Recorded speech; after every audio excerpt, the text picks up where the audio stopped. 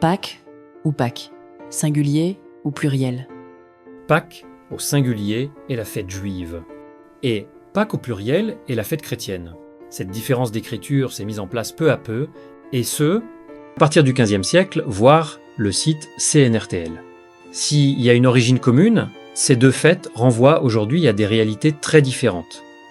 Pâques, fête juive. Un peu de contexte tout de même. La Pâque juive vient du mot Pessar, qui signifie passer par-dessus, épargner, mais aussi, par extension, passage. Deux significations, car deux moments historiques qu'on retrouve dans la Bible en Exode 12-14. En Égypte, vers le XIIIe siècle avant Jésus-Christ, les Hébreux, le peuple d'Israël, étaient esclaves. Le pharaon ne voulant pas du tout leur rendre leur liberté, Dieu envoya l'ange de la mort et fit mourir tous les premiers-nés, sauf dans les maisons qui avaient mis du sang d'agneau sur les montants de leurs portes. Ils sautaient par-dessus et épargnaient ces maisons. Le peuple partit donc d'Égypte sous la houlette de Moïse et traversa miraculeusement la mer Rouge. C'est le passage. Ce moment grandiose était commémoré par tous les Juifs il y a 2000 ans lors de la Pessar, et bien sûr encore aujourd'hui, et en particulier par un certain Jésus.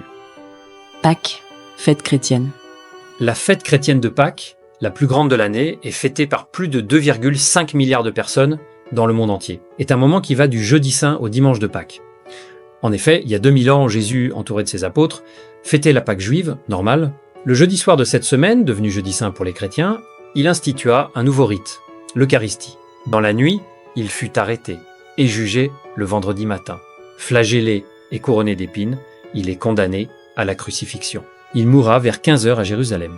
Ce jour est le vendredi saint. C'est le jour de la Passion du Christ, qui est aussi un film de Mel Gibson à voir. Le lendemain, les Juifs partisans de Jésus et futurs chrétiens étaient dans le deuil. C'est le samedi saint. Et dans la nuit du samedi au dimanche, Jésus ressuscita d'entre les morts.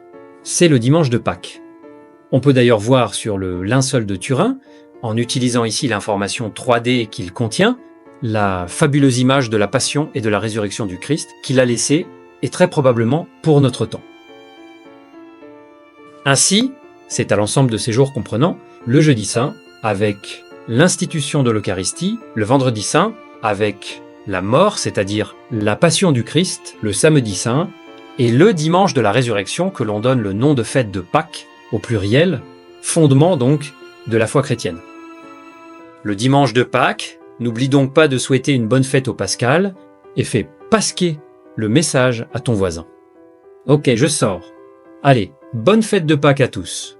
Et abonnez-vous à Holy Click.